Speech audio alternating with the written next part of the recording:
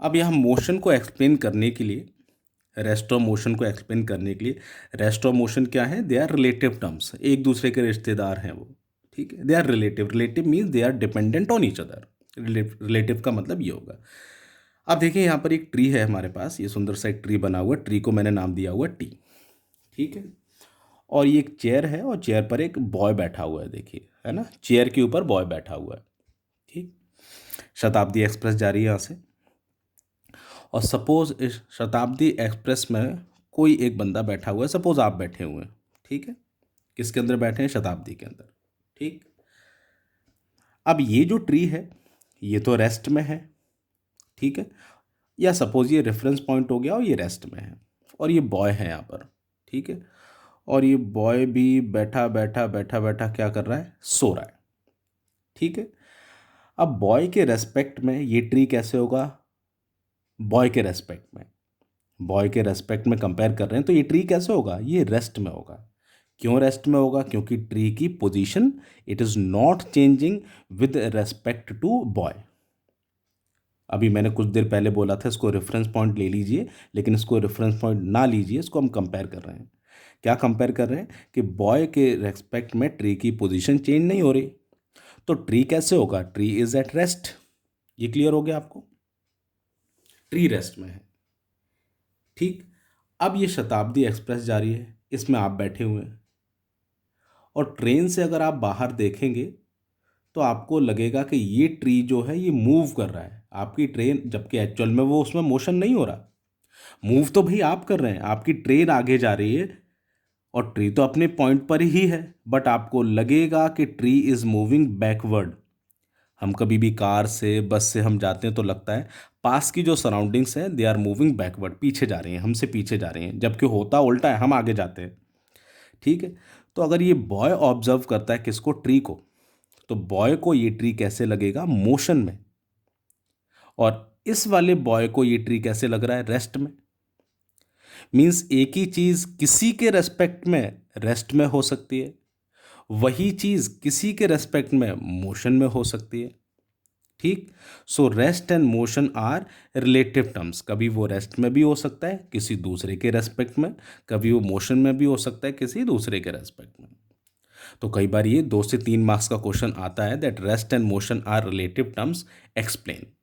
तो ये क्या नोट्स में लिखा है मैंने पूरा एक्सप्लेन आपको कर दिया है, थ्योरी के लिए आप वहाँ उसको थोड़ा सा देख सकते हैं, ठीक है।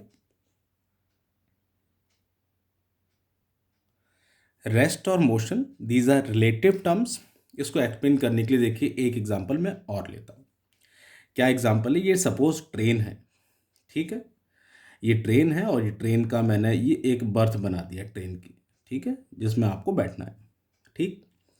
जैसे ही आप ट्रेन के अंदर एंटर होंगे तो ये जो ट्रेन है, इस ट्रेन में ऊपर फैन लगा होगा, सामने वाला कोई बंदा इधर भी बैठा होगा, नीचे नहीं बैठा होगा, बर्थ होगी उसकी भी, वहाँ बैठा होगा वो, ठीक है। नीचे फ्लोर होगा, ठीक है, और भी कुछ यहाँ लाइट लगी होगी, सपोज ये मैंने लाइट लगा दी वहाँ, ठीक है, ट्यूबलाइट, इस तरह से। तो जैसे ही आप एंटर करेंगे इस बोगी के अंदर, अपनी बर्थ पर जाएंगे, तो आपकी पोजीशन, जैसे अब आप यहाँ पर आ जाते हैं, आपकी position with respect to fan या विद रेस्पेक्ट टू ट्यूबलाइट या विद रेस्पेक्ट टू फ्लोर आप रेस्ट में होंगे। क्यों रेस्ट में होंगे? क्योंकि आपकी पोजीशन इनके रेस्पेक्ट में चेंज नहीं होगी। वो बात अलग है, आप यहाँ लेटे हुए आप पलट जाते हैं, वो बात नहीं हो रही है इसमें। ऐसा नहीं कि आप यहाँ से बाहर चले गए, बाहर चले गए तो फिर चेंज होगी कंडीशन, ये ली जा रही है कि आप यहाँ पर ही बैठे हुए हैं, बस बर्थ के ऊपर अपनी पोजीशन चेंज कर सकते हैं। With respect to fan, tubelight, floor, your position is not changing, ठीक है, जब ट्रेन चल रही होती है। So you are at rest, but जिस प्लेटफॉर्म से आप इस ट्रेन में चढ़े हैं, जहाँ से आपका बोर्डिंग स्टेशन था, सपोज आप ग्वालियर से चलते हैं, तो ग्वालियर से तो ट्रेन निकल चुकी है। अब आपकी बॉडी ग्वालियर स्टेशन के प्लेटफॉर्म के रेस्पेक्ट में क्या होगी? मोशन में होगी। आप तो बहुत आगे निकल गए, because your position is continuously changing with respect to Gwalior station. So with respect to Gwalior station आप मोशन में होगे, विद रेस्पेक्ट टू फैन ये सब इसके रेस्पेक्ट में आप किस में होगे? रेस्ट में होगे। तो एक ही बॉडी एक बार रेस्ट में भी हो सकती है, एक बार मोशन में भी हो सकती है। इसका मतलब rest and motion are relative terms. जैसा कि ये ट्री था, ट्री बॉय के रेस्पेक्ट में रेस्ट में है, यहाँ कोई ऑब्जर्वर है उसके रेस्पेक्ट में ये मोशन में है। आपकी बॉडी फैन, फ्लोर, सीलिंग, ये ट्यूबलाइट, इसके रेस्पेक्ट में कैसे है आपकी बॉडी रेस्ट में, स्टेशन के रेस्पेक्ट में कैसे है मोशन में। So this shows that rest and motion are relative terms. तो ये हमारा हो गया। अब थोड़ा सा हम इसमें आगे बढ़ते हैं। Next topic is types of motion. Motion तो हमने पढ़ लिया। मोशन का मतलब क्या होगा, इफ अ बॉडी और any object changes its position with respect to reference point, then the body is said to be in motion। अगर पोजीशन को चेंज करता है टाइम के साथ तो बॉडी किस में होगी आपकी, मोशन में। ना टाइप्स ऑफ मोशन किस बेसिस पर, on the basis of dimensions. और डायमेंशंस का मतलब ये डायमेंशंस हैं, आपने कोऑर्डिनेट सिस्टम पढ़ा होगा, ये एक्स एक्सिस, ठीक है, दिस इज वाई एक्सिस, इसके बारे में तो नॉलेज होगी आपको। एक्स एक्सिस और y axis both are perpendicular to each other, ठीक। एक और एक्सिस है ये जेड एक्सिस, ठीक है। तो कितनी एक्सिस हमारे पास हुई, 3 एक्सिस, 1 2 3। और ये 3 एक्सिस कैसे होंगी आप समझ सकते हैं। आप जहाँ भी रूम में बैठकर आप पढ़ रहे होंगे या क्लासरूम के अंदर कहीं भी आप पढ़ रहे हो, अपने रूम की सीलिंग को देखिए आप। रूम का कोई भी सीलिंग में ऊपर कॉर्नर देखिए, 4 कॉर्नर होंगे आपके कमरे में ऊपर, किसी भी एक कॉर्नर को देखिए। एक दीवार वाला साइड इस तरह से होगा, एक इस तरह से, एक इस तरह से, 3 आपको वहां पर एक्सेस मिलेंगे। बस वही डायग्राम है ये, ठीक है। 3 एक्सेस मिलेंगे। आपको कुछ इस तरह से दिख रहा होगा, देखिए मैं देख रहा हूँ तो मुझे ऐसे दिख रहा है। कैसे बनाए, एक तो नीचे आ रहा है, ठीक है, एक ऐसे जा रहा है, ठीक, और एक ऐसे जा रहा होगा, ठीक है। ये तो 2D में मैंने बना दिया, 3D में ये इस तरह से बनेगा। इस तरह से आपको कॉर्नर दिख रहे होंगे रूम के अंदर, कोई भी कॉर्नर आप देखेंगे। सो ये 3 एक्सेस।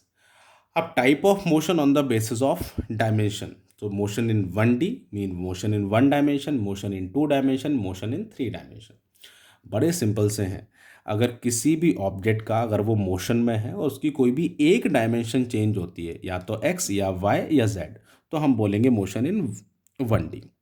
अगर उसकी 2 डायमेंशन चेंज होती हैं तो मोशन इन 2D, 3 डायमेंशन चेंज होती हैं तो मोशन इन 3D, ठीक है। मोशन इन 1D, 2D और 3D।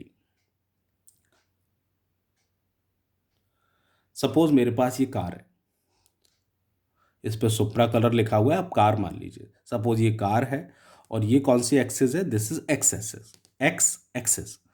तो ये कार ऐसे मूव कर रही है, car is moving along a straight line. तो कौन सी एक्सिस चेंज हो रही है, एक्स। एक्स की वैल्यू तो चेंज होगी, वाई की वैल्यू चेंज नहीं होगी ना, एक्स की वैल्यू चेंज होगी। पॉजिटिव साइड इंक्रीज हो रही है कि नहीं हो रही। तो हम बोलेंगे इसकी एक डायमेंशन चेंज हो रही है, केवल एक, वो कौन सी, एक्स, ठीक है। सपोज आप ले लेते हैं भाई, आपकी कार उड़ने वाली कार है और ये अपनी जगह पर ही उड़कर ऊपर जा रही है, अभी आगे पीछे नहीं हो रही है, ऊपर जा रही है। तो कौन सी एक्सिस चेंज हो रही है, वाई। तो उसको हम क्या बोलेंगे, मोशन इन 1 डायमेंशन। अगर किसी भी ऑब्जेक्ट को डिफाइन करने वाली 3 डायमेंशन में से कोई भी एक डायमेंशन चेंज होती है तो उसको बोलेंगे मोशन इन 1D, ठीक है। बहुत सारे एग्जाम्पल इसके हैं। एक तो मैंने ये लिखा हुआ, motion of a car along a straight line, वो मोशन इन 1D होगा। या कोई ऑब्जेक्ट, नीचे स्टोन आ रहा है, स्टोन फॉलिंग फ्रीली, वो भी क्या होगा, मोशन इन 1D। तो कोई भी एक डायमेंशन चेंज होती है तो मोशन इन 1D, ठीक। और अब अगर 2 डायमेंशन चेंज होती हैं तो उसको बोलेंगे मोशन इन 2D। एग्जाम्पल फिर से हम ले लेते हैं। सपोज ये आपकी कार, ठीक है, ये कार स्ट्रेट जा रही है। अब मैं वाई एक्सिस ले रहा हूँ, ये कार स्ट्रेट जा रही है और आपकी कार लेफ्ट राइट भी हो रही है। स्ट्रेट तो जा ही रही है, लेफ्ट राइट भी हो रही है।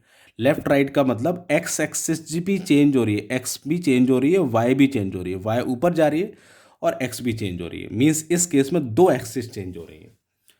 कौन कौन सी, एक्स और वाई। तो बोलेंगे मोशन इन 2D। कभी वाई और जेड भी हो सकती हैं, एक्स और जेड भी हो सकती हैं। So insect crawling on the floor, एक इंसेक्ट है वो क्रॉल कर रहा है इस तरह से, तो कैसा मोशन शो करेगा, मोशन इन 2D। या फिर कैरम बोर्ड के ऊपर क्वीन मूव करती है, लेफ्ट राइट, इधर उधर, आगे पीछे, लेफ्ट राइट, आगे पीछे, वो भी क्या होगा, मोशन इन 2D। आ रहा है समझ में।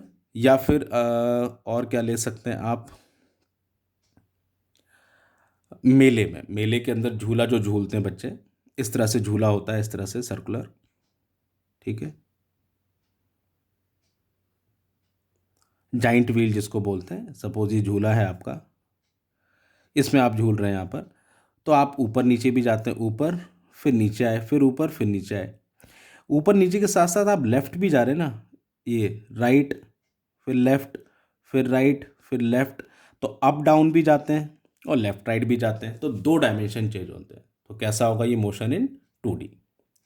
और भी एग्जाम्पल हैं, नोट्स में आप पढ़िएगा, आपको और मिल जाएंगे। कुछ डाउट हो तो आप पूछ लीजिएगा।